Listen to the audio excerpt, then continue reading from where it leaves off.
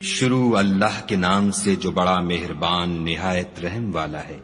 طٰہٰ، اے محمد صلی اللہ علیہ وآلہ وسلم، ہم نے تم پر قرآن اس لیے نازل نہیں کیا کہ تم مشقت میں پڑ جاؤ، بلکہ اس شخص کو نصیحت دینے کے لیے نازل کیا ہے جو خوف رکھتا ہے۔ یہ اس ذات کا اتارا ہوا ہے جس نے زمین اور اونچے اونچے آسمان بنائے، یعنی خدائے رحمان جس نے عرش پر قرار پکڑا۔ جو کچھ آسمانوں میں ہے اور جو کچھ زمین میں ہے اور جو کچھ ان دونوں کے بیچ میں ہے اور جو کچھ زمین کی مٹی کے نیچے ہے، سب اسی کا ہے۔ اور اگر تم پکار کر بات کہو تو وہ تو چھپے بھید اور نہایت پوشیدہ بات تک کو جانتا ہے۔ وہ معبود برحق ہے کہ اس کے سوا کوئی معبود نہیں ہے، اس کے سب نام اچھے ہیں۔ اور کیا تمہیں موسیٰ کے حال کی خبر ملی ہے؟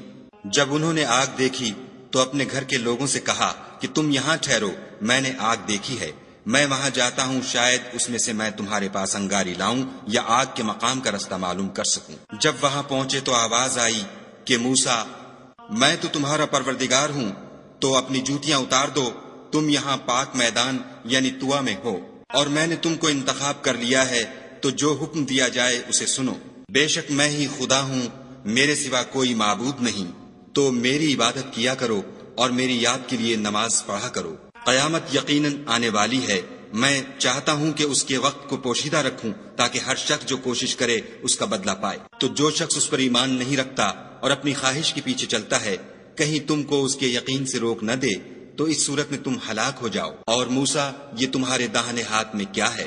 انہوں نے کہا، یہ میری لاٹھی ہے، اس پر میں سہارا لگاتا ہوں اور اس سے اپنی بکریوں کے لیے پتے جھاڑتا ہوں، اور اس میں میرے اور بھی کئی فائدے ہیں۔ فرمایا کہ موسیٰ، اسے ڈال دو، تو انہوں نے اس کو ڈال دیا اور وہ ناگہاں سانپ بن کر دوڑنے لگا۔ خدا نے فرمایا کہ اسے پکڑ لو اور ڈرنا مت، ہم اس کو ابھی اس کی پہلی حالت پر لوٹا دیں گے، اور اپنا ہاتھ اپنی بغل سے لگا لو، وہ کسی عیب و بیماری کے بغیر سفید چمکتا دمکتا نکلے گا۔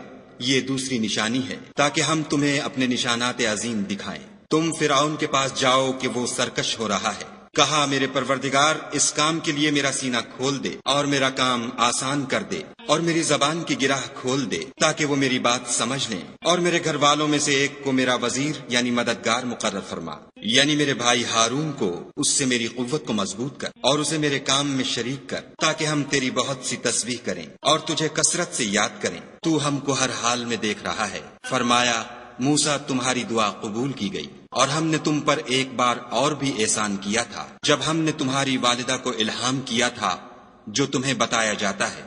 وہ یہ تھا کہ اسے یعنی موسیٰ کو صندوق میں رکھو، پھر اس صندوق کو دریا میں ڈال دو، تو دریا اس کو کنارے پر ڈال دے گا، اور میرا اور اس کا دشمن اسے اٹھا لے گا۔ اور موسیٰ، میں نے تم پر اپنی طرف سے محبت ڈال دی، اس لیے کہ تم پر مہربانی کی جائے اور اس لیے کہ تم میرے سامنے پرورش پاؤ۔ جب تمہاری بہن فرعون کے ہاں گئی اور کہنے لگی کہ میں تمہیں ایسا شخص بتاؤں جو اس کو پالے، تو اس طریق سے ہم نے تم کو تمہاری ماں کے پاس پہنچا دیا تاکہ ان کی آنکھیں ٹھنڈی ہوں اور وہ رنج نہ کریں۔ اور تم نے ایک شخص کو مار ڈالا تو ہم نے تم کو غم سے مخلصی دی، اور ہم نے تمہاری کئی بار آزمائش کی، پھر تم کئی سال اہل مدین میں ٹھہرے رہے، پھر اے موسیٰ، تم قابلیت و رسالت کے اندازے پر آ پہنچے، اور میں نے تم کو اپنے کام کے لیے بنایا ہے، تو تم اور تمہارا بھائی دونوں ہماری نشانیاں لے کر جاؤ اور میری یاد میں سستی نہ کرنا۔ دونوں فرعون کے پاس جاؤ، وہ سرکش ہو رہا ہے، اور اس سے نرمی سے بات کرنا، شاید وہ غور کرے یا ڈر جائے۔ دونوں کہنے لگے کہ ہمارے پروردگار، ہمیں خوف ہے کہ ہم پر تعدی کرنے لگے یا زیادہ سرکش ہو جائے۔ خدا نے فرمایا کہ ڈرو مت، میں تمہارے ساتھ ہوں اور سنتا اور دیکھتا ہوں۔ اچھا، تو اس کے پاس جاؤ اور کہو کہ ہم آپ کے پروردگار کے بھیجے ہوئے ہیں، تو بنی اسرائیل کو ہمارے ساتھ جانے کی اجازت دیجیے اور انہیں عذاب نہ کیجیے، ہم آپ کے پاس آپ کے پروردگار کی طرف سے نشانی لے کر آئے ہیں، اور جو ہدایت کی بات مانے اس کو سلامتی ہو۔ ہماری طرف یہ وحی آئی ہے کہ جو جھٹلائے اور منہ پھیرے اس کے لیے عذاب تیار ہے۔ غرض موسیٰ اور ہارون فرعون کے پاس گئے، اس نے کہا کہ موسیٰ، تمہارا پروردگار کون ہے؟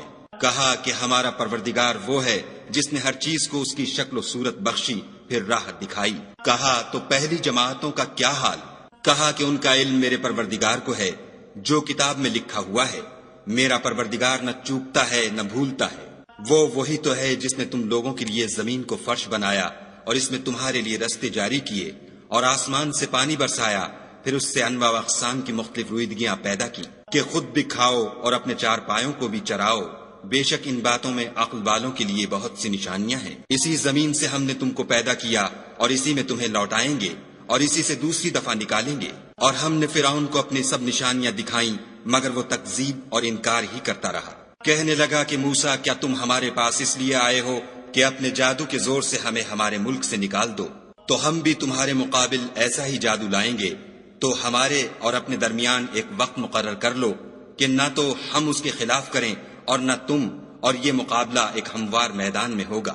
موسیٰ نے کہا کہ آپ کے لیے یوم زینت کا وعدہ ہے اور یہ کہ لوگ اس دن چاشت کے وقت اکٹھے ہو جائیں۔ تو فرعون لوٹ گیا اور اپنے سامان جمع کر کے پھر آیا۔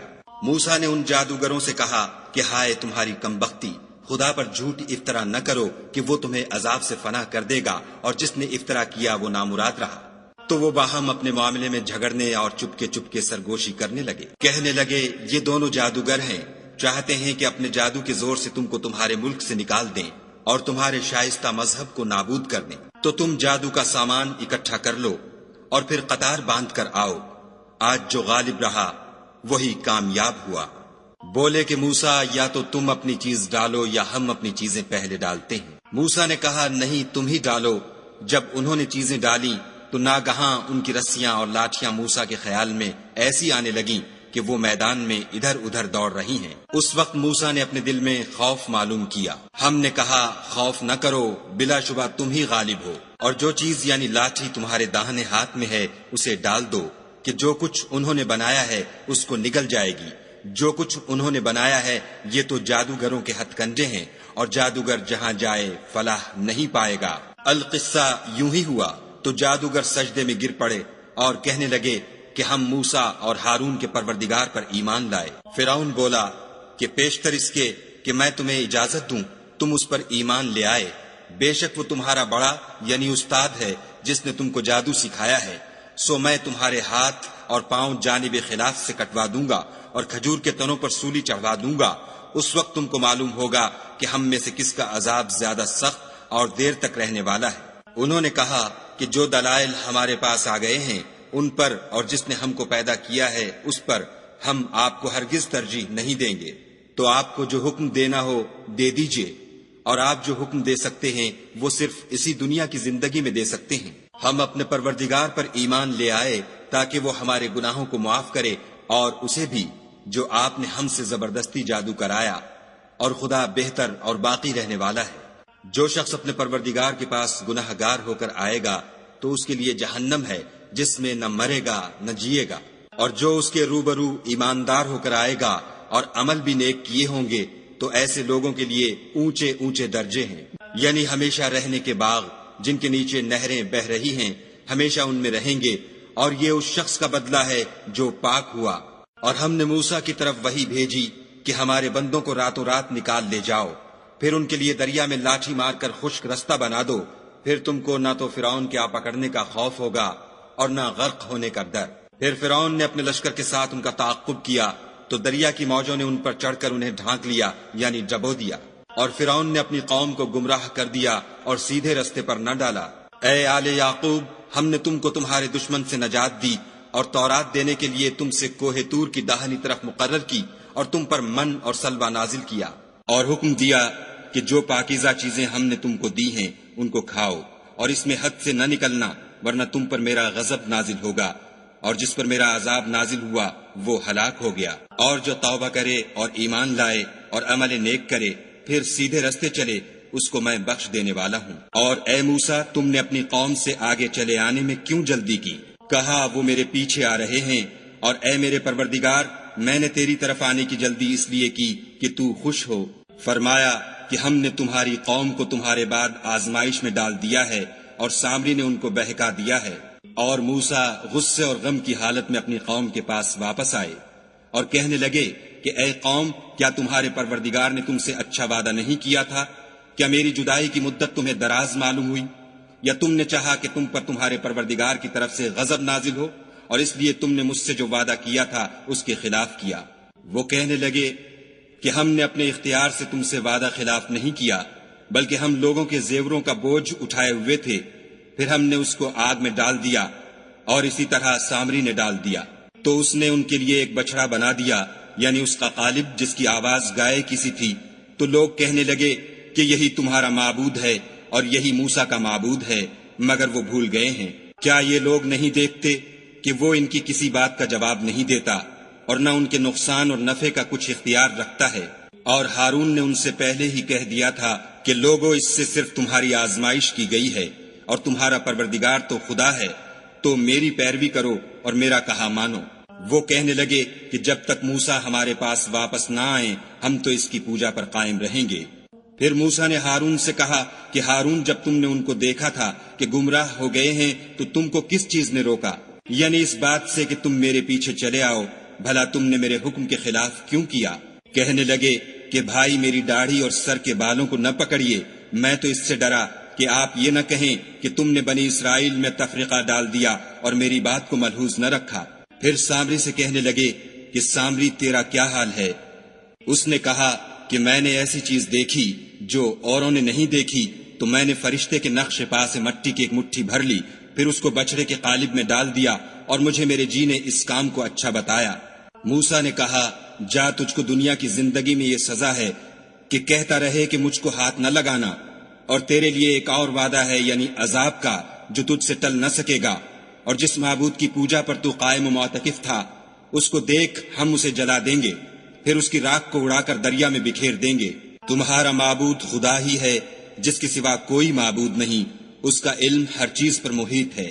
اس طرح ہم تم سے وہ حالات بیان کرتے ہیں جو گزر چکے ہیں، اور ہم نے تمہیں اپنے پاس سے نصیحت کی کتاب عطا فرمائی ہے۔ جو شخص اس سے منہ پھیرے گا وہ قیامت کے دن گناہ کا بوجھ اٹھائے گا۔ ایسے لوگ ہمیشہ اس عذاب میں مبتلا رہیں گے، اور یہ بوجھ قیامت کے روز ان کے لیے برا ہوگا، جس روز سور پھونکا جائے گا اور ہم گناہ گاروں کو اکٹھا کریں گے اور ان کی آنکھیں نیلی نیلی ہوں گی، تو وہ آپس میں آہستہ آہستہ کہیں گے کہ تم دنیا میں صرف 10 ہی دن رہے ہو۔ جو باتیں یہ کریں گے ہم خوب جانتے ہیں۔ اس وقت ان میں سب سے اچھی راہ والا یعنی عاقل و ہوش مند کہے گا کہ نہیں، بلکہ صرف ایک ہی روز ٹھہرے ہو۔ اور تم سے پہاڑوں کے بارے میں دریافت کرتے ہیں، کہہ دو کہ خدا ان کو اڑا کر بکھیر دے گا اور زمین کو ہموار میدان کر چھوڑے گا، جس میں نہ تم کجی اور پستی دیکھو گے، نہ ٹیلا اور بلندی۔ اس روز لوگ ایک پکارنے والے کے پیچھے چلیں گے اور اس کی پیروی سے انحراف نہ کر سکیں گے، اور خدا کے سامنے آوازیں پست ہو جائیں گی تو تم آواز خفی کے سوا کوئی آواز نہ سنو گے۔ اس روز کسی کی سفارش کچھ فائدہ نہ دے گی مگر اس شخص کی جسے خدا اجازت دے اور اس کی بات کو پسند فرمائے۔ جو کچھ ان کے آگے ہے اور جو کچھ ان کے پیچھے ہے وہ اس کو جانتا ہے، اور وہ اپنے علم سے خدا کے علم پر احاطہ نہیں کر سکتے۔ اور اس زندہ و قائم کے روبرو منہ نیچے ہو جائیں گے، اور جس نے ظلم کا بوجھ اٹھایا وہ نامراد رہا، اور جو نیک کام کرے گا اور مومن بھی ہوگا تو اس کو نہ ظلم کا خوف ہوگا اور نہ نقصان کا۔ اور ہم نے اس کو اسی طرح کا قرآن عربی نازل کیا ہے، اور اس میں طرح طرح کے ڈراوے بیان کر دیے ہیں تاکہ لوگ پرہیزگار بنے یا خدا ان کے لیے نصیحت پیدا کر دے۔ تو خدا جو سچا بادشاہ ہے، عالی قدر ہے، اور قرآن کی وحی جو تمہاری طرف بھیجی جاتی ہے اس کے پورا ہونے سے پہلے قرآن کے پڑھنے کے لیے جلدی نہ کیا کرو، اور دعا کرو کہ میرے پروردگار مجھے اور زیادہ علم دے۔ اور ہم نے پہلے آدم سے عہد لیا تھا مگر وہ اسے بھول گئے، اور ہم نے ان میں صبر و ثبات نہ دیکھا۔ اور جب ہم نے فرشتوں سے کہا کہ آدم کے آگے سجدہ کرو تو سب سجدے میں گر پڑے مگر ابلیس نے انکار کیا۔ ہم نے فرمایا کہ آدم، یہ تمہارا اور تمہاری بیوی کا دشمن ہے، تو یہ کہیں تم دونوں کو بہشت سے نکلوا نہ دے، پھر تم تکلیف میں پڑ جاؤ۔ یہاں تم کو یہ آسائش ہے کہ نہ بھوکے رہو نہ ننگے، کہ نہ پیاسے رہو اور نہ دھوپ کھاؤ۔ تو شیطان نے ان کے دل میں وسوسہ ڈالا اور کہا کہ آدم، بھلا میں تم کو ایسا درخت بتاؤں جو ہمیشہ کی زندگی کا ثمرہ دے اور ایسی بادشاہت کہ کبھی زائل نہ ہو۔ تو دونوں نے اس درخت کا پھل کھا لیا تو ان پر ان کی شرم گاہیں ظاہر ہو گئیں، اور وہ اپنے بدنوں پر بہشت کے پتے چپکانے لگے، اور آدم نے اپنے پروردگار کے حکم کے خلاف کیا تو وہ اپنے مطلوب سے بے راہ ہو گئے۔ پھر ان کے پروردگار نے ان کو نوازا تو ان پر مہربانی سے توجہ فرمائی اور سیدھی راہ بتائی۔ فرمایا کہ تم دونوں یہاں سے نیچے اتر جاؤ، تم میں بعض کے دشمن ہوں گے۔ پھر اگر میری طرف سے تمہارے پاس ہدایت آئے تو جو شخص میری ہدایت کی پیروی کرے گا وہ نہ گمراہ ہوگا اور نہ تکلیف میں پڑے گا، اور جو میری نصیحت سے منہ پھیرے گا اس کی زندگی تنگ ہو جائے گی اور قیامت کو ہم اسے اندھا کر کے اٹھائیں گے۔ وہ کہے گا کہ میرے پروردگار، تو نے مجھے اندھا کر کے کیوں اٹھایا؟ میں تو دیکھتا بھالتا تھا۔ خدا فرمائے گا کہ ایسا ہی چاہیے تھا، تیرے پاس ہماری آیتیں آئیں تو نے ان کو بھلا دیا، اسی طرح آج ہم تجھ کو بھلا دیں گے۔ اور جو شخص حد سے نکل جائے اور اپنے پروردگار کی آیتوں پر ایمان نہ لائے، ہم اس کو ایسا ہی بدلہ دیتے ہیں، اور آخرت کا عذاب بہت سخت اور بہت دیر رہنے والا ہے۔ کیا یہ بات ان لوگوں کے لیے موجب ہدایت نہ ہوئی کہ ہم ان سے پہلے بہت سے فرقوں کو ہلاک کر چکے ہیں، جن کے رہنے کے مقامات میں یہ چلتے پھرتے ہیں؟ عقل والوں کے لیے اس میں بہت سی نشانیاں ہیں۔ اور اگر ایک بات تمہارے پروردگار کی طرف سے پہلے صادر اور جزائے اعمال کے لیے ایک میعاد مقرر نہ ہو چکی ہوتی تو نزول عذاب لازم ہو جاتا۔ بس جو کچھ یہ بکواس کرتے ہیں اس پر صبر کرو، اور سورج کے نکلنے سے پہلے اور اس کے غروب ہونے سے پہلے اپنے پروردگار کی تسبیح و تحمید کیا کرو، اور رات کی ساعات اولین میں بھی اس کی تسبیح کیا کرو، اور دن کی اطراف یعنی دوپہر کے قریب ظہر کے وقت بھی، تاکہ تم خوش ہو جاؤ۔ اور کئی طرح کے لوگوں کو جو ہم نے دنیا کی زندگی میں آرائش کی چیزوں سے بہرہ مند کیا ہے تاکہ ان کی آزمائش کریں، ان پر نگاہ نہ کرنا۔ اور تمہارے پروردگار کی عطا فرمائی ہوئی روزی بہت بہتر اور باقی رہنے والی ہے۔ اور اپنے گھر والوں کو نماز کا حکم کرو اور اس پر قائم رہو۔ ہم تم سے روزی کے خواستگار نہیں، بلکہ تمہیں ہم روزی دیتے ہیں، اور نیک انجام اہل تقوی کا ہے۔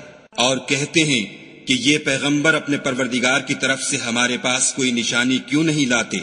کیا ان کے پاس پہلی کتابوں کی نشانی نہیں آئی؟